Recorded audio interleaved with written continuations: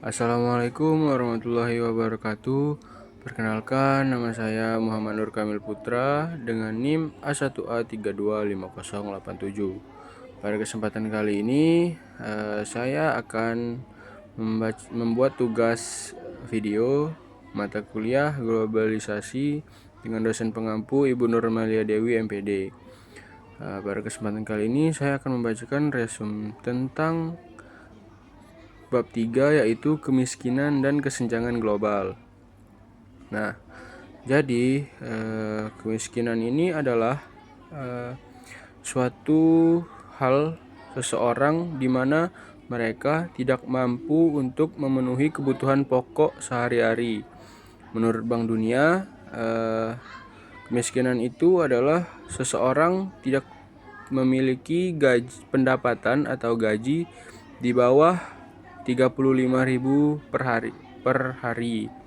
Nah, jadi masuk ke inti dari kemiskinan dan kesenjangan global, yaitu kemiskinan dan kesenjangan global merupakan salah satu masalah terbesar yang masih dihadapi dunia hingga saat ini. Meskipun berbagai program telah dilakukan, kenyataannya kemiskinan masih terus terjadi, bahkan di beberapa wilayah justru semakin parah. Salah satu penyebabnya adalah ketimpangan pembangunan antar negara. Negara maju memiliki sumber daya, teknologi, dan kekuatan ekonomi yang jauh lebih besar dibandingkan negara berkembang. Akibatnya, hasil pembangunan tidak merata dan hanya dinikmati oleh sebagian kecil kelompok masyarakat. Data global menunjukkan bahwa kesenjangan semakin meningkat. Sebagian kecil orang menguasai sebagian besar kekayaan dunia, sementara jutaan orang lainnya hidup dalam kemiskinan ekstrim.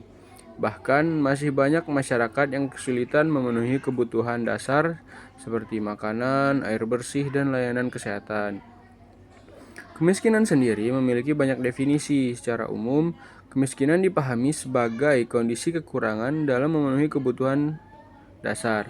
Namun, dalam pandangan yang lebih luas, kemiskinan juga mencakup ketidakmampuan untuk berpartisipasi dalam kehidupan sosial, kurangnya akses terhadap pendidikan, serta keterbatasan kesempatan.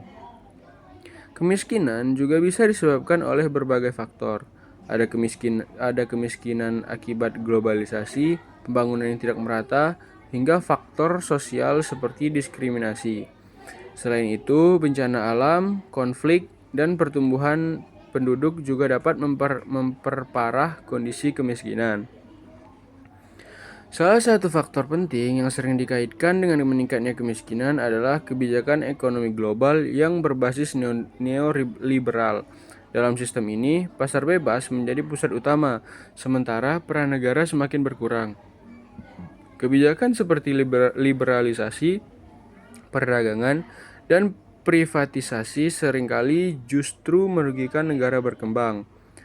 Program seperti Structural Adjustment Program atau SAPS yang dijalankan oleh International Monetary Fund dan World Bank bertujuan membantu negara berkembang. Namun, dalam praktiknya program ini sering menimbulkan dampak negatif seperti meningkatnya pengangguran, berkurangnya layanan sosial, dan bertambahnya jumlah orang miskin. Selain itu, sistem perdagangan global yang diatur oleh WTO juga sering dianggap tidak adil. Negara maju lebih diuntungkan karena memiliki kemampuan ekonomi yang lebih kuat, sementara negara berkembang kesulitan bersaing. Sebagai respon terhadap masalah ini, dunia internasional meluncurkan program Millennium Development Goals atau MDGs, yaitu komitmen global untuk mengurangi kemiskinan.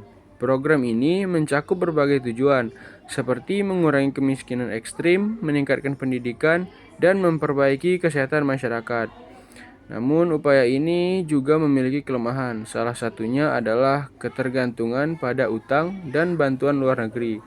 Banyak negara berkembang yang harus menjamin dana dengan syarat tertentu, seperti privatisasi dan liberalisasi ekonomi.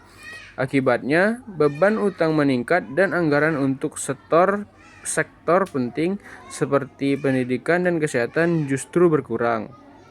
Selain itu, Pendekatan yang digunakan sering hanya melihat kemiskinan sebagai masalah teknis, bukan sebagai masalah struktural. Padahal kemiskinan juga dipengaruhi oleh sistem global yang tidak adil dan kebijakan ekonomi yang lebih menguntungkan kelompok tertentu. Mungkin cukup sekian dulu penjelasan dari saya. Saya akhiri. Wassalamualaikum warahmatullahi wabarakatuh.